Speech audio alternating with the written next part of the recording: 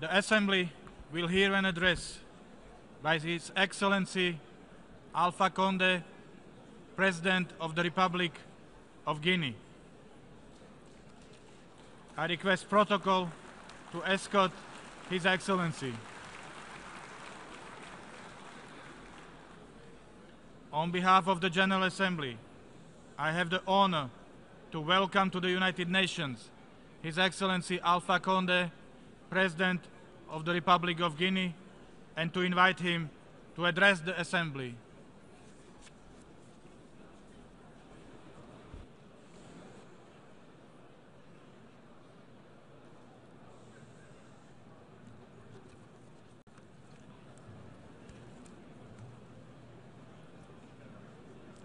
Monsieur le Président, Mr. President, Excellencies, ladies and gentlemen, heads of state and government, Secretary General, ladies and gentlemen, delegates, ladies and gentlemen. It is a great honor for me, in my capacity as Chairperson of the African Union, to take the floor in this crucible of multilateralism, to speak to this august assembly. The topic uniting us is focusing on people, striving for peace and a decent life for all on a sustainable planet. This topic is particularly pertinent for Africa. From the outset, Mr. President, I would like to express my sincere congratulations to you on your election to the presidency of the 77th session of the General Assembly. I have no doubt as to the dynamism that you will bring to our work in order to bolster the work of your predecessor, Mr. Peter Thompson. We would like to pay a well-earned tribute to him for having made Africa his priority, thereby giving a remarkable impetus to the implementation of the 2030 Agenda for Sustainable Development. Mr. President, Africa, once subjugated, put to work, molded to purpose, and marginalized, has awoken. It has risen up to fight for sustainable development, justice, and good governance. Today, more than ever, Africa is fully determined to take its destiny into its own hands, fully determined to be the main stakeholder in its development, and to fully play its role in managing international affairs. Indeed, it will not be an easy task. However, we will keep our faith because we have the necessary potential and assets to raise up our continent to take its place as one of the greatest on the world stage. From this standpoint, Africa is extending a sincere and friendly hand to all goodwill partners, aware that there is no true happiness and that it is shared. There is no wealth and that is fairly distributed. There's no viable and promising partnership unless it is a partnership of equals. There's no lasting peace unless it is inclusive. There's no sustainable development unless it respects and fosters dignity of peoples. Mr. President, the interdependence of the challenges confronting humanity requires a paradigm shift in our perceptions and our actions, in particular as regards Africa. Africa's priorities must be tackled not through empathy or with empathy, but with pragmatism, because destinies are no longer isolated in this world. Given this situation, it is important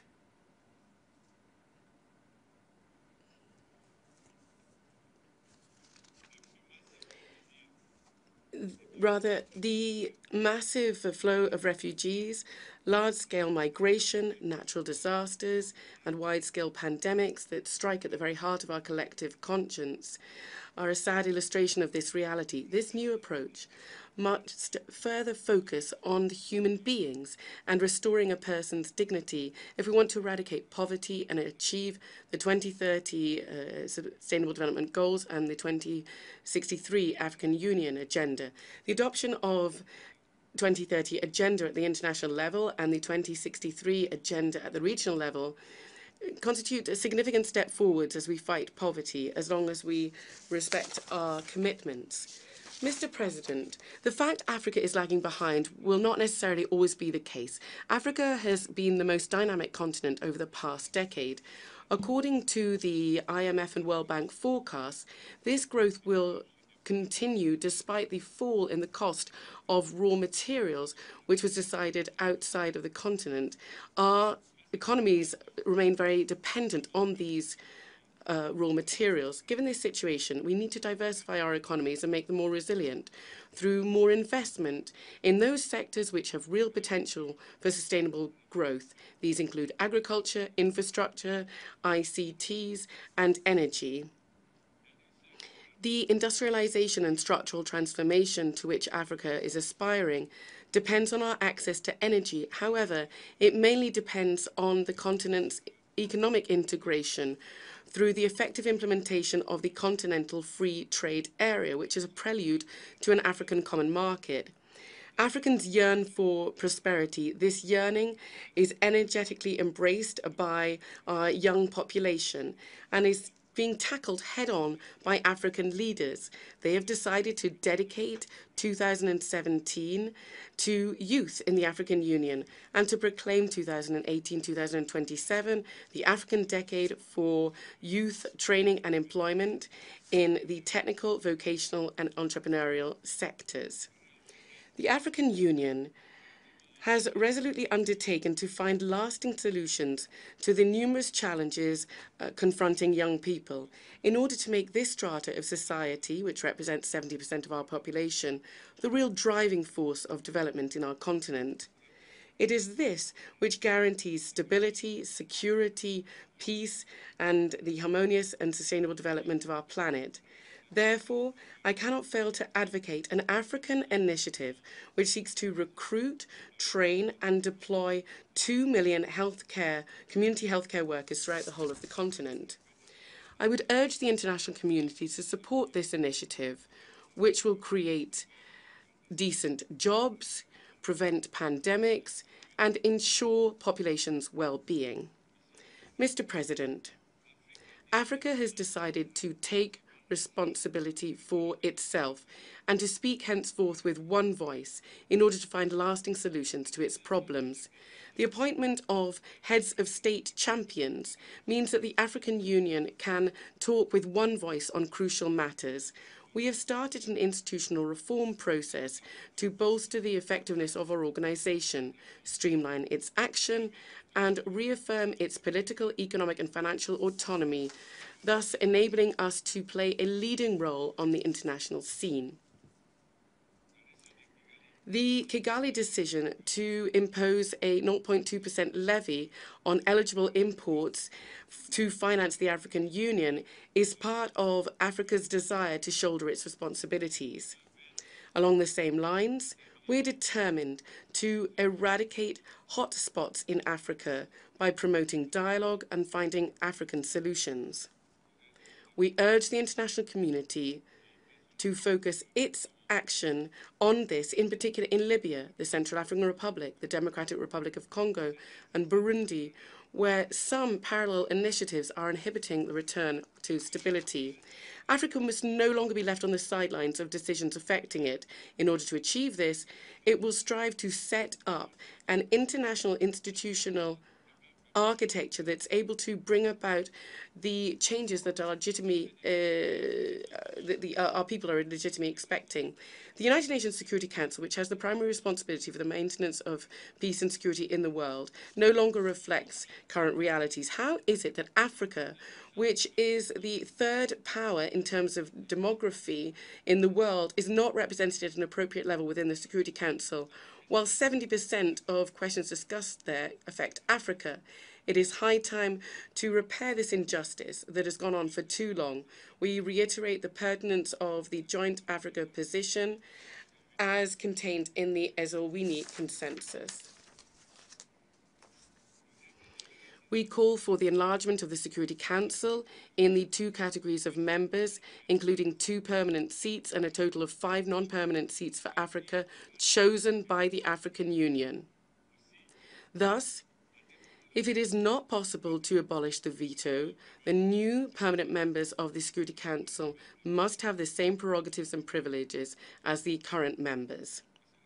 Mr. President, in terms of managing crises and conflicts in Africa, the African Union promotes a regional approach. Partnership between the United Nations and the African Union must here be part of a dynamic to build capacity of action of the regions. They alone can best understand the root causes of these crises and conflicts and find the appropriate solutions to them. To this end, Resolution 2359, adopted in 2017, on the deployment on the G5 Sahel Joint Force, is an important milestone towards consolidating partnership that we are seeking on questions of peace and security in Africa. I would therefore like to renew our appeal to mobilize resources effectively that are necessary to operationalize this force. The African Union will spare no effort to shoulder its responsibility to contribute 25% to the financing of peacekeeping operations in Africa, as mandated by the Security Council, with the prospect of silencing weapons by 2020. Here, we are delighted with the Secretary General, Mr. Antonio Guterres' vision. It puts the quest for peace at the heart of his action and pays particular attention to preventive diplomacy.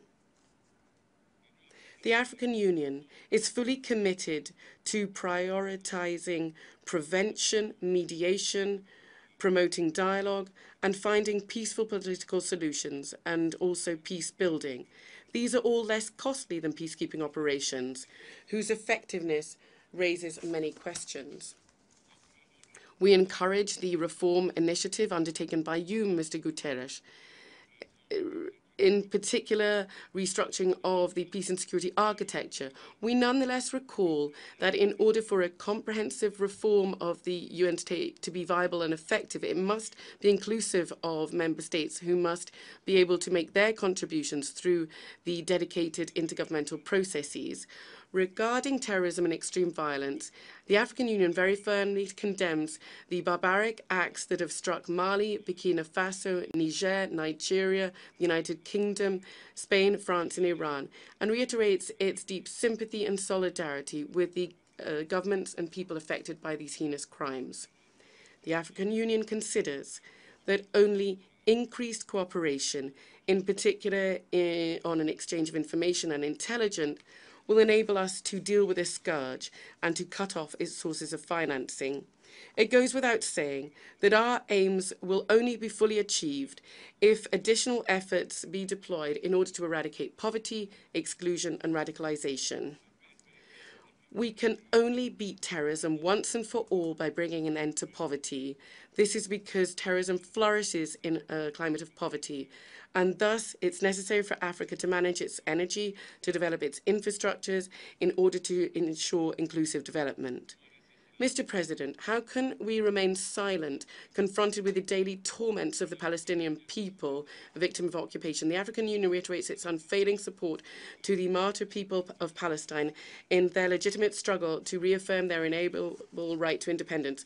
Africa remains convinced that any viable and lasting solution to the Israeli-Palestinian conflict necessarily involves the creation of two states living side by side in security with safe and internationally recognized borders based on those before 1967. For this reason, we remain very concerned by this situation in the Korean Peninsula, and we urge all parties to restraint. We reaffirm our commitment to the total denuclearization of the peninsula in line with the Nuclear Non-Proliferation Treaty. Mr. President, the 21st century will undoubtedly be the century where Africans are going to count more and in a decisive way. There is an increasingly strong feeling among African leaders and young people that the time for renewal has come. African young people and women are determined to write a new page in the history of humanity. Let's give them this opportunity, or they'll take it themselves. Together, let us create the type of globalization which is more humane and more positive.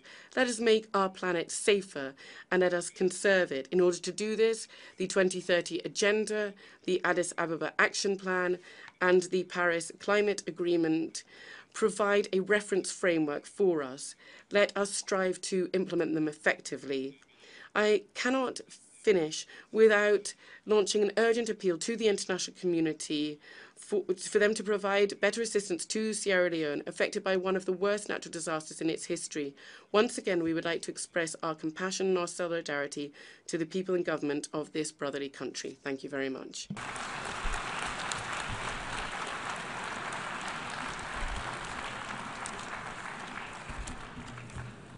On behalf of the General Assembly, I wish to thank the President of the Republic of Guinea for the statement just made. May I request representatives to remain seated while we greet the Head of State.